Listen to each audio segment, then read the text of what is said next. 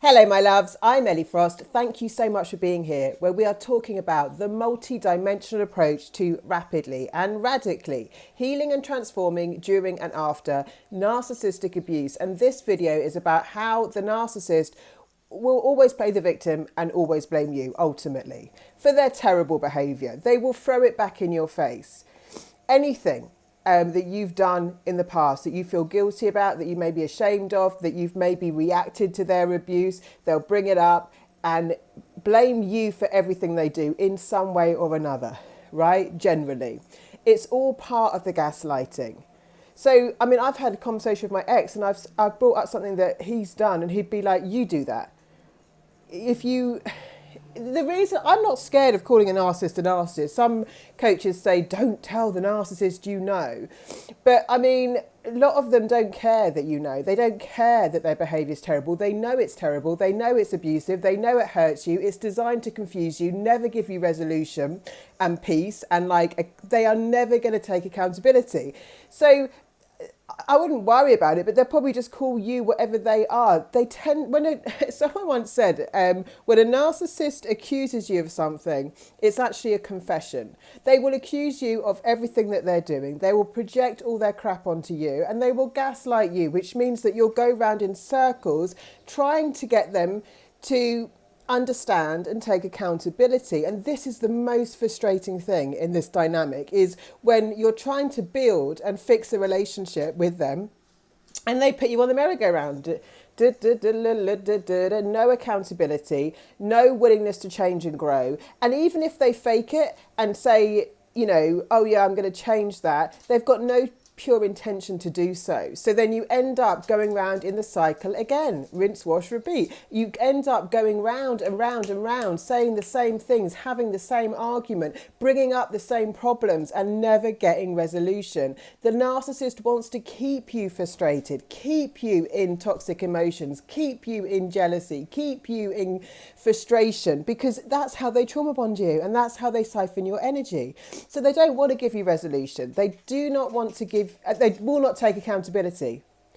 And this is why, again, when people say in secret the narcissist is ashamed and all that stuff of their behaviour, no, they're not. They couldn't care less. They're getting what they want out of the dynamic, which is your frustration, your anger, the trauma bond, the constant wanting to fix and build something that they don't care about fixing and building in the way that you do. What they care about, because it's a psychic attack, is siphoning your energy, your life force energy, and keeping you in the cycle with them for as long as possible for what they need from you, which is your life force, your energetic supply, right?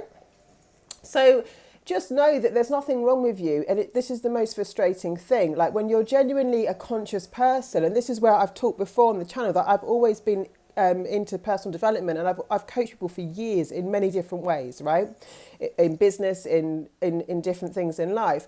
But like where personal development fell short in helping me recover from narcissistic abuse is that, personal development talks about taking radical responsibility, and that everything that we experience, a lot of people will teach, is a reflection of us. But that actually isn't true.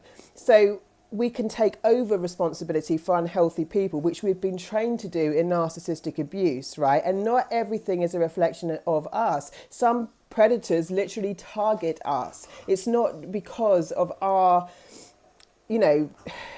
what we're putting out. We could be putting, that's what people say a lot of the time. Well, if I put out a lot of love, why am I not getting love back? With a narcissist, you never will. With someone else, you will, right? So people will reflect back to you and mirror you to a certain extent, but narcissists won't. They'll follow the same pattern, right? The same exact sequence, which is why, it's way more than a personality disorder. Someone shared in my program Sovereign to me the other day about how actually it's scientifically proven that a narcissist brain is different. Like it lacks empathy and it lacks guilt and shame and stuff like that they've actually proven that in science. But the difference between narcissistic abuse and another personality disorder is that narcissists intentionally hurt you, right?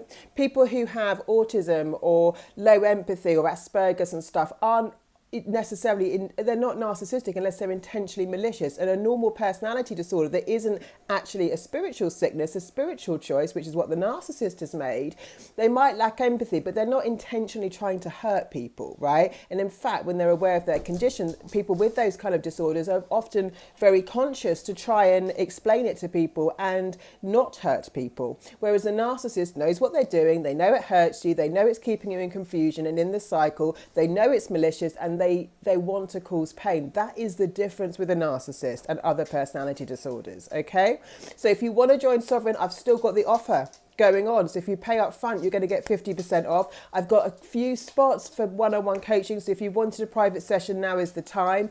Please keep liking, commenting, subscribing, sharing. Someone will win a free access to Sovereign on the 1st of March in the draw, or a session with me if they've already bought Sovereign. So just email me and let me know which video you shared. Lots of love, guys. I'll speak to you soon.